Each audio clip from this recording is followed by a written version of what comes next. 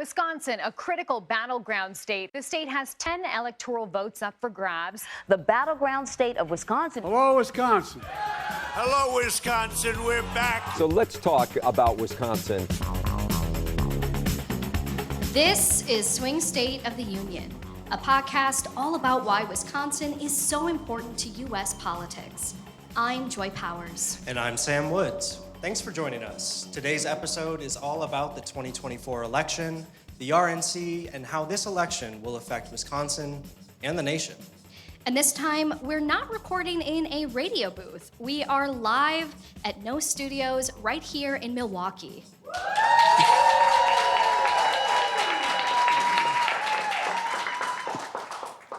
We'll start with the Republican National Convention, which comes to Milwaukee on July 15th. As WUWM has been preparing to cover the convention, we've asked listeners what they're most excited for and their biggest concerns. Many have asked how the RNC will affect how they get to work and where they'll be allowed in town. Perhaps no organizations will be as impacted as those in the perimeter of the convention, like Turner Hall, which sits directly across from the Pfizer Forum where the event will be held. Emilio De Torre is the executive director of the Milwaukee Turners and a member of WUWM's advisory board. He is joining us now to talk about how they've prepared for the convention. Emilio, thank you so much for being here. Thanks for inviting me. So Turner Hall is right in the thick of it, in one of the most high traffic areas. How have you had to prepare for this? That's a great question, and we're still in process. A lot of the information that businesses in that area would need to know is still forthcoming. Where do the zones begin and end? What happens? What are the traffic patterns like?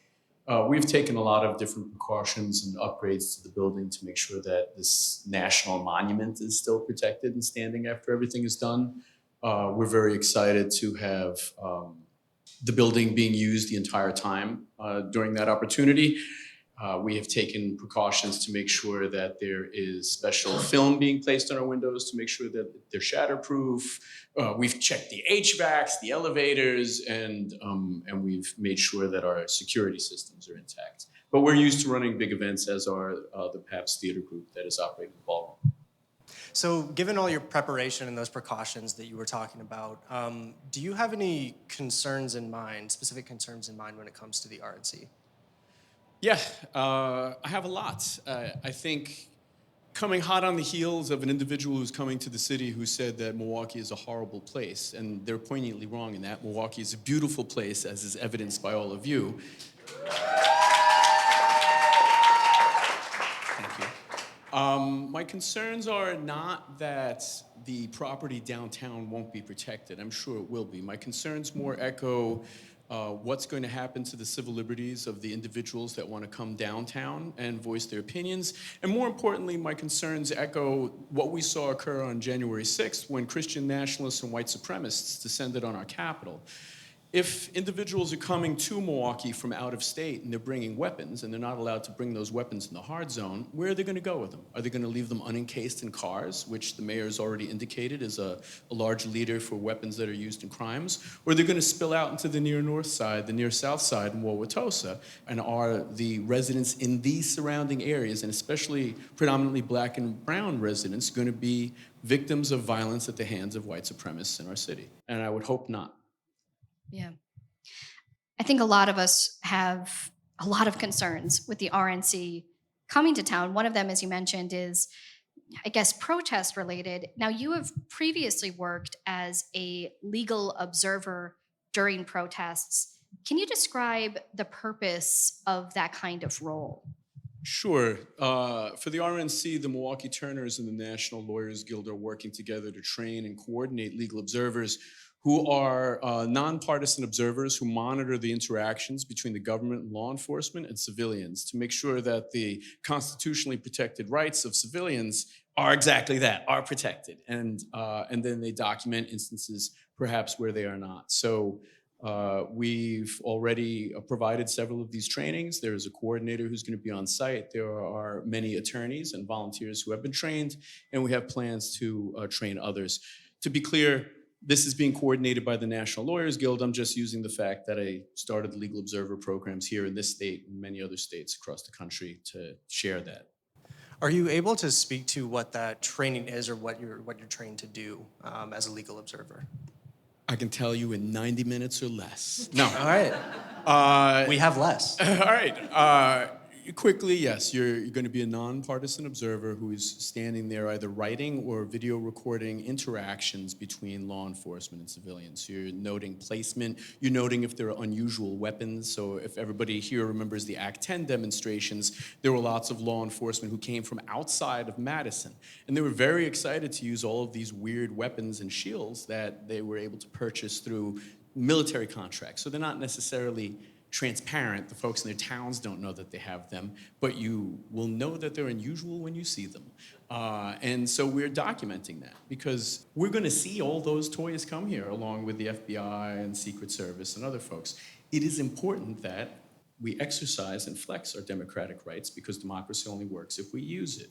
And if we're not there showing that we care, if we don't supervise our children when we go away or when they're doing whatever it is they're doing, playing in the backyard, then we shouldn't wonder if our children get up to the wrong thing. The same is true of every democratic institution we have in this nation, but specifically for us in our city. If folks are coming here for such an important thing like the RNC or the DNC in Chicago, people, us, need to observe what's happening because it's being done with our dollars in our name. Thank you so much. This is Emilio Di Torre. He is the executive director at Milwaukee Turners, and he is a member of WUWM's advisory board. After a short break, we'll learn about voter engagement and how messages from the presidential candidates are landing with Wisconsinites.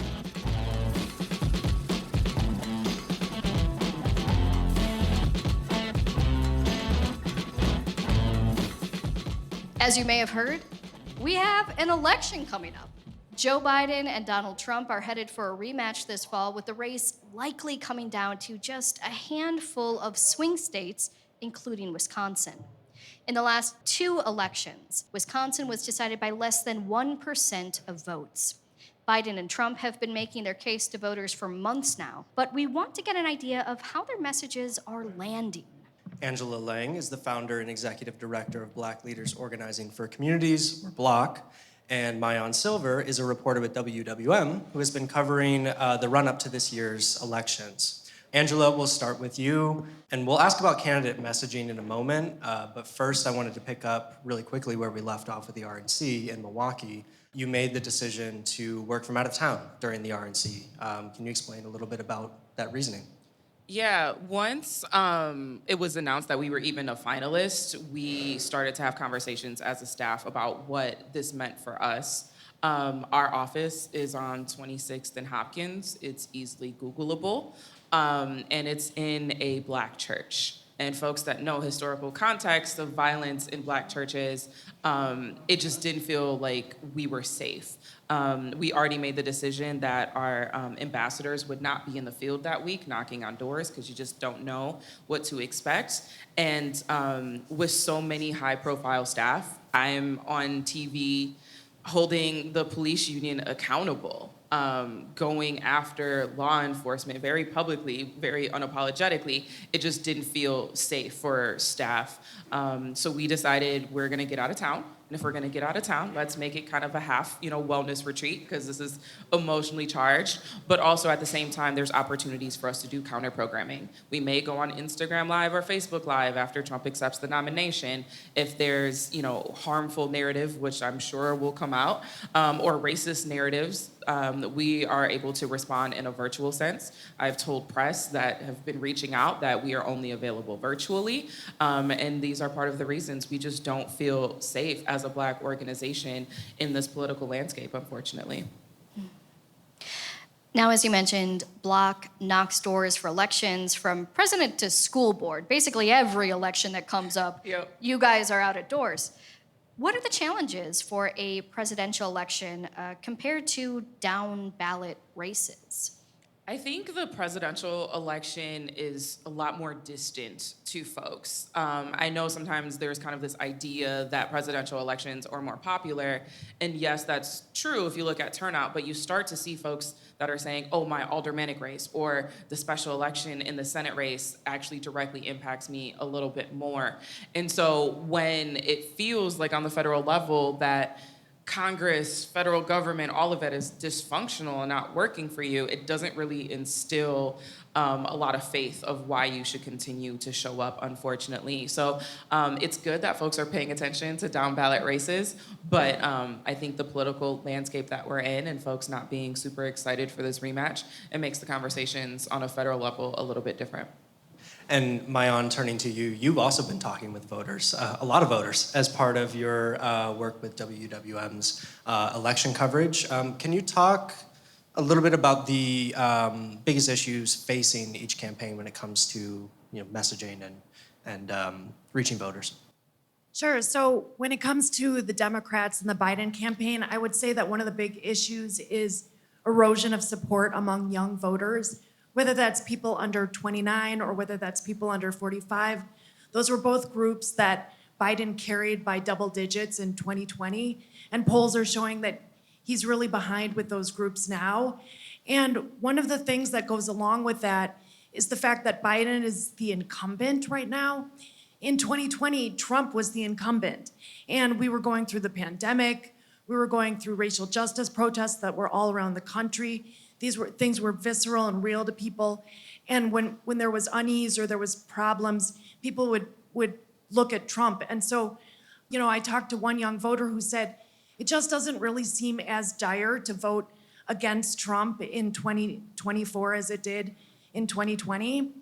And so that's something, people are looking at inflation or at what's happening in the Middle East or, inequities in communities. And so that's, I think, something that the Democrats are really going to have to focus on and think about. When it comes to the Republicans, I think Trump, what I'm hearing from a lot of voters is that Trump himself is a liability.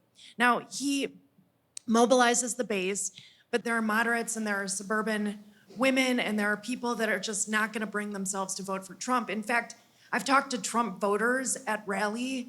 A lot of them cited his bravado as something they don't like about him or the way he talks. And so these are solid Trump supporters. The thing is, additionally for Republicans, they really have an uphill battle when it comes to infrastructure and fundraising. So the Biden campaign has 44 field offices around the state. They have dozens of workers. And as a reporter, I'm still trying to get a single contact for the Trump campaign in Wisconsin.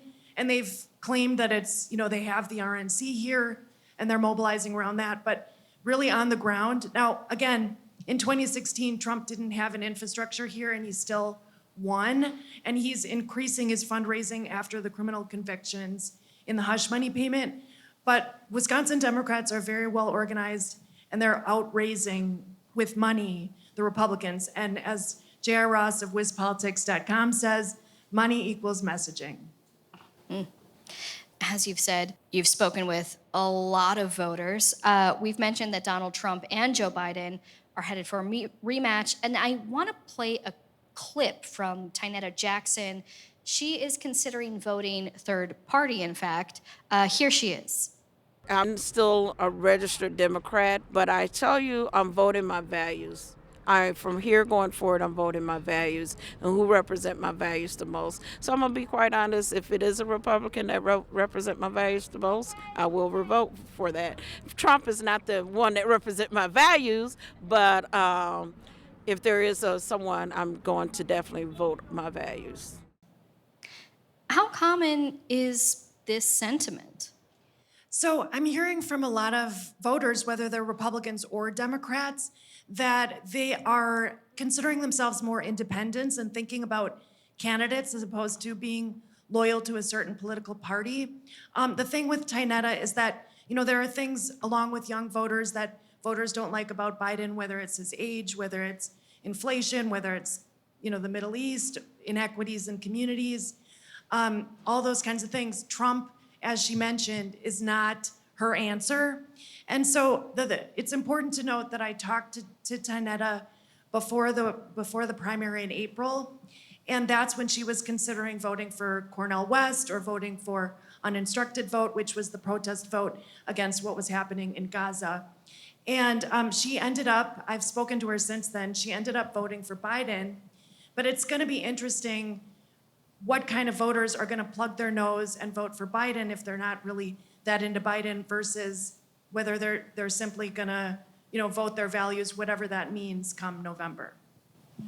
And so, Angela, 3-4 months out from a campaign, is it typical for people to have this kind of lack of enthusiasm or this kind of like, what's the point towards a candidate or an election? That's a good question. I honestly think so. And I've been trying to tell folks that national reporters that are all focused on Milwaukee and Wisconsin is that we have 4 elections this year. And so we have to be very careful to not confuse folks. Obviously, people know about the presidential election, but they're like, is that August? Is that November? Wait, we've got these other elections. Why is it not all just one ballot? And so from a Block perspective, we try to take one election at a time just to not confuse people. And people will bring up, the presidential election because naturally it's on people's minds. And so I tell people that if we are having the same enthusiasm gap type of conversations around Labor Day, then I think there is a problem. But I think some folks want to take one election at a time. All right, well, that was Maayan Silver. She is a reporter for WUWM. Angela Lang, Executive Director at Block. Thank you both so much. Thank you.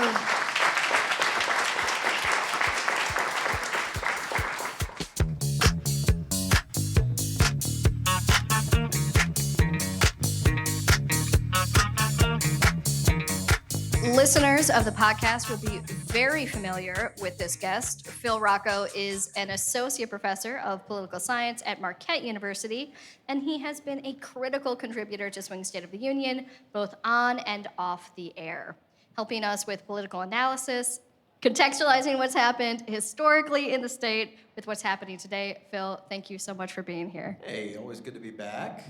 What are some of the commonalities that you see between the 2024 election and previous presidential elections? Yeah, I would say that in Wisconsin, speaking about our swing state, the commonality is we're still going to be a swing state. In all of the latest forecast models that you can look at, Wisconsin is, the margin is projected to be the closest, the most razor's edge around the country. That's not so different of the last 6 presidential elections, 4 of them in Wisconsin have been decided within 5, the margin of victory was 5%. The only 2 that weren't were the 2 Obama elections. So, I think that's going to be a big consistent theme, which is that this election is not going to be a blowout in either direction, and it's certainly not going to be in Wisconsin. And the thing that draws a parallel between this election and the last one is in a context where there is fear-mongering about election fraud and things like that. I think it means that the election will not be over on Election Day, and there's going to be a real politicization, quite possibly, of the result. And that's something that we should be sort of expecting. It seems like every election now is considered the most consequential election in history. But is that how you're viewing the 2024 presidential election? Looking at this historically, elections are, they're significant not only for the outcome and for how close they're going to be and the stakes of the issues in the election, but they're significant because they're part of a larger performance of sort of democracy, right? They're one really good indicator, not just of who votes, how many people vote, but basically, can you get a result that people will stick to, live with, not commit violence over, right? The fact that what we saw in 2020 was that was not true, okay? I think that sort of definitionally means that 2024 is the most important election, not because of, again, the sort of the results itself, the candidates themselves, but the broader context in which it's playing out, the backdrop. So Does that mean that 2028 is also going to be the most consequential? Like, does this end? Like, is this just the new normal now? Like that we should either expect violence or just like be prepared for it after an election? My friend Adam Scheingate at Hopkins has a word that he uses. He calls it democratic careening, right? That like the politics sort of stabilizes temporarily, then careens back into moments of chaos. And I think that we're in a period of careening. And I think that that means that it's hard to say when that sense of consequence will end. Now, that sense of consequence doesn't always necessarily translate into voters feeling mobilized to vote. Paradoxically, I think that tension can actually have a way of demobilizing people too. But I do think it means that, practically speaking, these elections will have great consequences. As you said here and on the podcast as well, Wisconsin is often at the forefront of political trends historically. Is there anything that you see today in Wisconsin that in a decade or two we might be saying that started in Wisconsin or that had Wisconsin roots? Yeah, I think when I talked about it in the podcast, I was speaking of big ideas on the left or the right that started in Wisconsin, like unemployment insurance, the minimum wage, the proto-social security policies in the early 20th century, welfare reform, right to work, union busting type things in the Walker years, and the Thompson years as well. I think the interesting thing about policy right now in Wisconsin is that we're sort of stuck in neutral. And so you're not seeing big ideas on the left or the right emerge out of Wisconsin anymore. Because you have a kind of gerrymandered state legislature, hard for Democrats to consolidate control of government. That's why Minnesota passes free school lunch and Wisconsin doesn't. At the same time, the fact that Republicans really struggle in statewide elections now, it means that a lot of the ideas that are sort of present in those elections, tax cuts and so on, they're really ideas that are being borrowed from elsewhere. So, gerrymandered state legislature also might make it difficult to have an incentive to come up with new ideas that are popular. And so I think policy-wise, we're stuck in neutral. What's significant and what we might be looking for in other places is changes that happen in the political sphere. So I would say that the big thing that we should be looking for that Wisconsin has the seeds of is sort of I would call it the politicization of everything. So you take judicial races.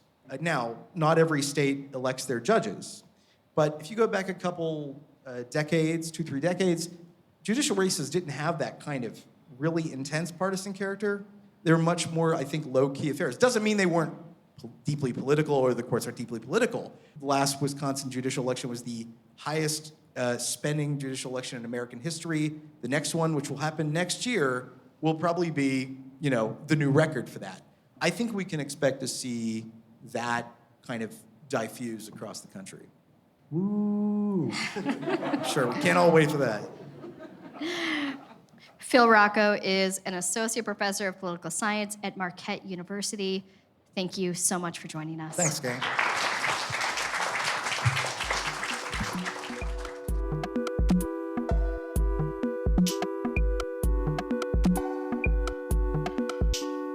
Thank you so much to everyone who was able to join us live at No Studios in Milwaukee. Over the course of producing this series, we asked several of our guests why they think Wisconsin is a swing state. We'll play a few of those answers and try to answer that question ourselves after a short break. If you're enjoying WUWM Swing State of the Union, please share it with a friend. You can find us wherever you get your podcasts. Here at Shortwave Space Camp, we escape our everyday lives to explore the mysteries and quirks of the universe. We find weird, fun, interesting stories that explain how the cosmos is partying all around us. From stars to dwarf planets to black holes and beyond, we've got you. Listen now to the Shortwave podcast from NPR.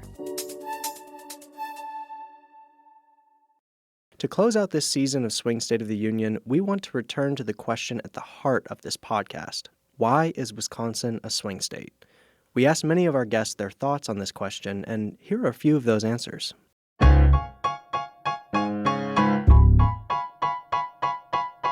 Independents in the state make up about 12% of registered voters. A little less than that, about 8 or 9% of likely voters are independent. And moderates in the state are over 30%. Many of those are, in fact, fairly partisan, but at least ideologically, they think of themselves as in the middle. Those provide some sizable groups to swing an election. I think about our history, and I think about the fact that we are the state that produced Robert La Follette and Joe McCarthy and elected Scott Walker and Barack Obama in the same year, and has sent Tammy Baldwin and Ron Johnson to the Senate in consecutive elections. I don't know why we are that way, but we have a long history of it. And I think there's been a lot more attention on us lately, but we've always had really closely decided elections with very few exceptions. Honestly, I think it's perfect random chance that it just shook out that way here. If you look at the sort of throw a dart at the map at a random town in Wisconsin, that town has changed the way it votes over the last 20 years dramatically, by like 20 points almost. It just so happens that we've had equal and offsetting changes in communities around the state over that period. For one reason or another, Wisconsin has been a place where people in government have tried to do new things, things that netted the attention of people across the country. Think about the creation of the University of Wisconsin system, the Wisconsin idea, right? It was pioneering, it was innovative. Other people elsewhere in the country took notice. And the fact that Wisconsin is a place where it seems as if new things can be tried means that for even political actors outside the state of Wisconsin, Wisconsin is a place that matters.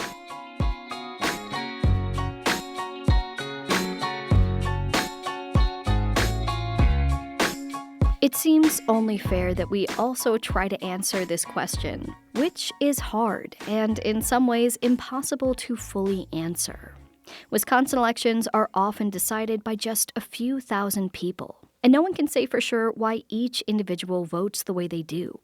But the reasons why so many Wisconsinites find themselves on one side of the aisle or the other speak to the divides at the core of this state. Wisconsin has always relied on industry, balancing the needs of businesses with the needs of its workers.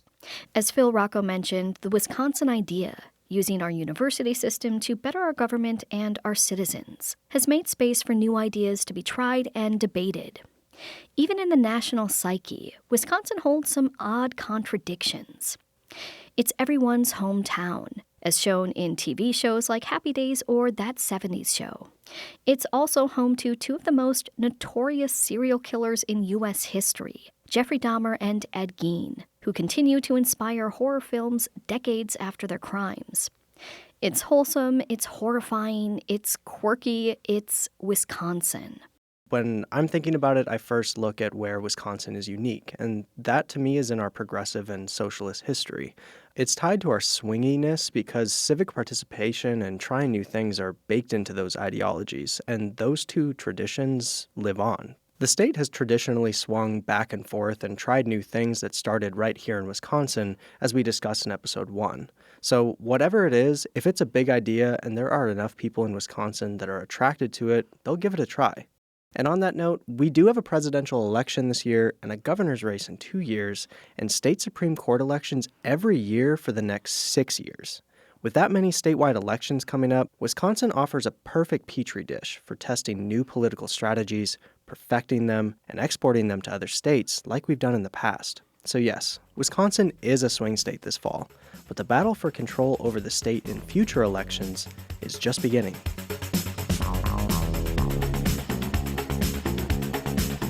Thank you so much to our panelists and for everyone who made this podcast possible.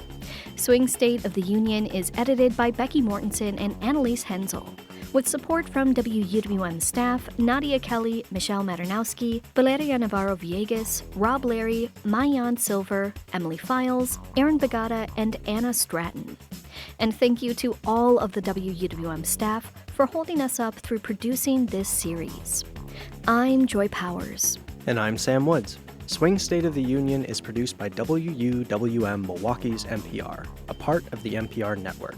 Please subscribe to the Swing State of the Union podcast wherever you like to listen.